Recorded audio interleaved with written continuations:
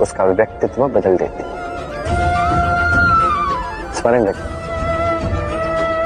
वही वचन है, वही प्रतिज्ञा है जो इस संसार के हित में, अन्यथा वो पाप है जिस पाप का दंड ये प्रकृति आपको अवश्य देगी। तो आइए और मेरे साथ कहिए,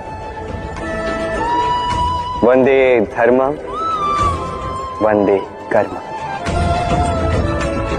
राधे राधे। मौन देखा जाए तो संसार का सबसे शक्तिशाली अस्त्र है ये मौन, और देखा जाए तो हमारा यही अस्त्र कई बार हम पर ही आक्रमण कर जाता है। कैसे?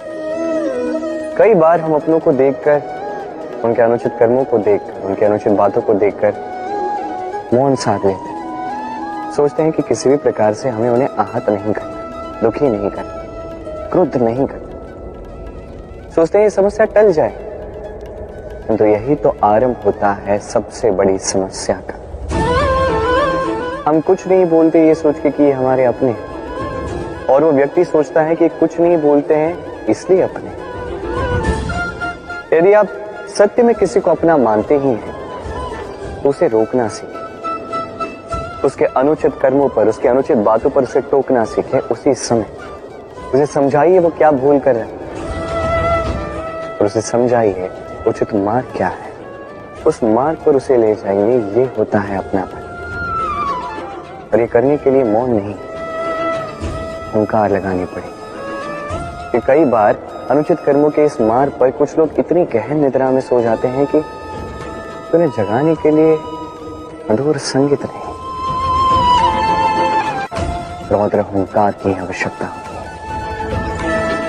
तो अपनों को जगाइए, श्रेष्ठ कर्मों के मार्ग पर उन्हें ले जाइए, और मेरे साथ प्रेम से कहिए, राधे राधे। लक्ष्य को पाना कितना कठिन होता है। कोई सोचता होगा कि क्यों है इतना कठिन, क्यों इतना संघर्ष करना पड़ता है लक्ष्य को पाने के लिए। ये लक्ष्य सरलता से मेरे पास क्यों नहीं आ जाता।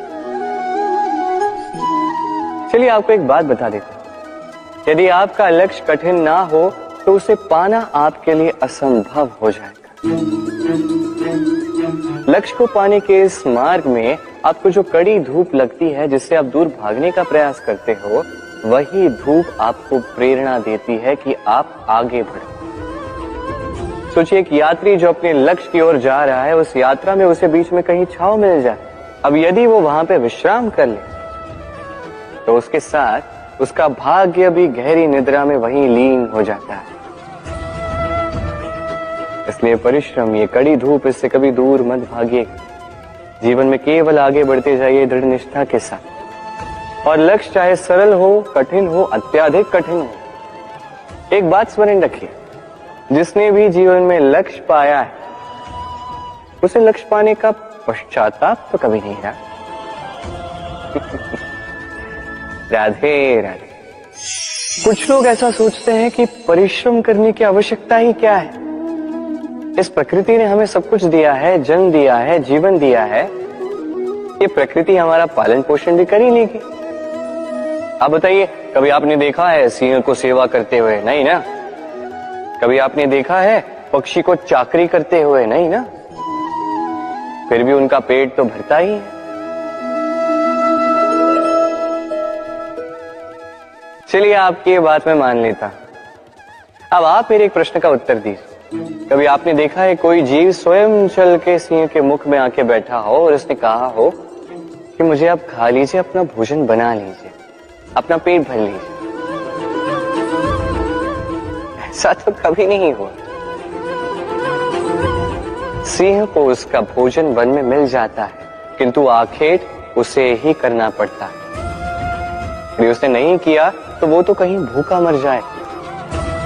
यदि बात की जाए पक्षी की, तो प्रकृति ने उसे दाने अवश्य दिए हैं, किंतु उसे खोजना स्वयं पक्षी को ही पड़ता है। स्वयं को जीवित रखने के लिए घोंसला बनाना पड़ता है, जिसके लिए भी अत्यधिक परिश्रम करने पड़ते हैं। इस परिश्रम से दूर मत भागिए, क्योंकि यही परिश्रम दूर दूर तक आपका भाग्य बनाता है। जीवन में आगे बढ़ने के लिए आपको परिश्रम करना ही पड़ेगा। तो आइए और मेरे साथ प्रेम से कहिए, राधे राधे। समस्याएं, अब समस्याएं किसके जीवन में नहीं होती? हर एक के जीवन में समस्याएं होती। और ठीक है, जीवन है तो समय के साथ समस्याएं आती ही, किंतु क्या सारी समस्याएं समय ही लाता है? नहीं, आप सारी समस्याओं का श्रेय समय को नहीं दे सकते। ये अधिकतर समस्याएं तो ऐसी होती हैं जिन्हें हम स्वयं आमंत्रित करते हैं कि समस्याओं आओ, मैं आपकी प्रतीक्षा कर रहा हूं। कैसे?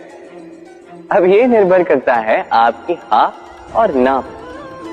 अधिकतर समस्याएं इसलिए आती क्योंकि हम बार बार हाँ कहते जाते हैं, और अधिकतर समस्याएं इसलिए आती हैं क्योंकि हम उचित समय पर ना नहीं कह पाते।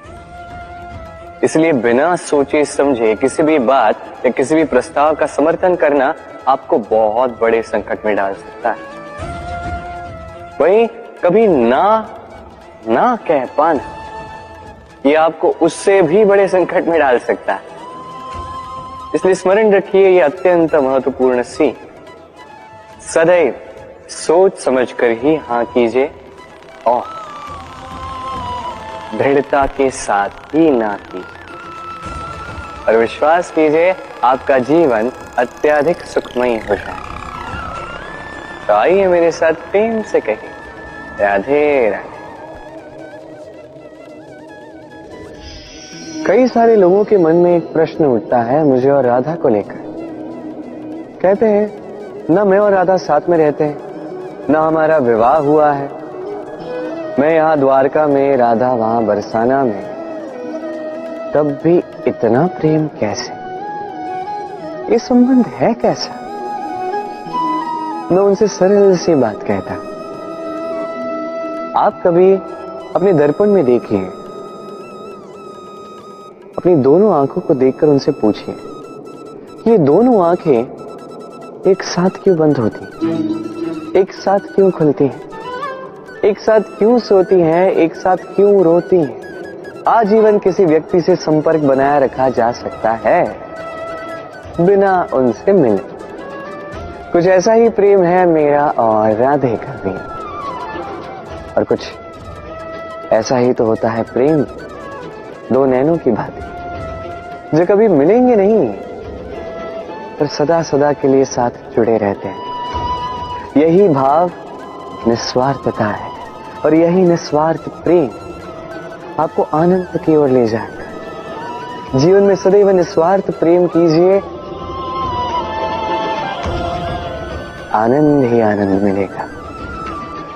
तो आइए और मेरे साथ निस्वार्थ प्रेम से कहिए, राधे राधे।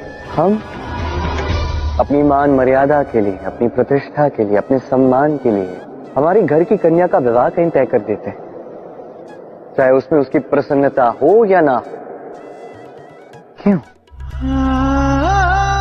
इस प्रतिष्ठा के सामने हम प्रेम क्यों नहीं देख पाते? इस मर्यादा के सामने हृदय क्यों नहीं देख पाते हैं? आप भली भांति जानते हैं प्रेम की सबसे पहली और सबसे अंतिम परिभाषा यही है कि जिनसे हम प्रेम करते हैं उन्हें वही दे है जिसमें उनका सुख निहित है, जिससे वो प्रसन्न रहे। क्या सोचते हैं? आज कृष्ण रथी के स्थान पर बैठा है, जबकि उसे तो सारथी के स्थान पर बैठना चाहिए। यही सोच रहे हैं। कई बार जो हमें दिखता है आवश्यक नहीं कि वही सत्य हो। जैसे सूर्य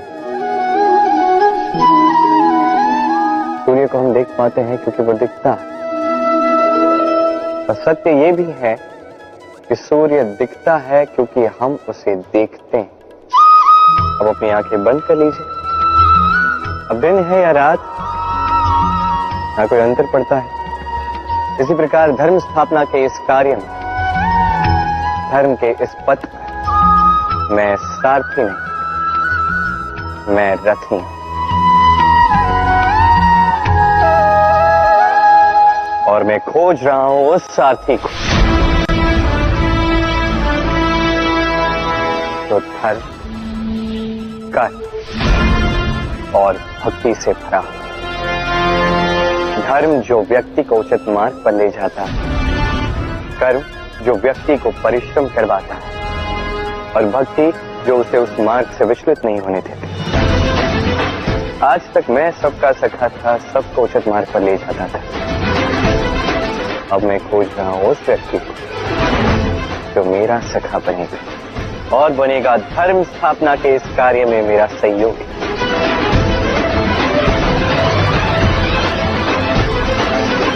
वंदे कर्म, वंदे धर्म। राधे राधे।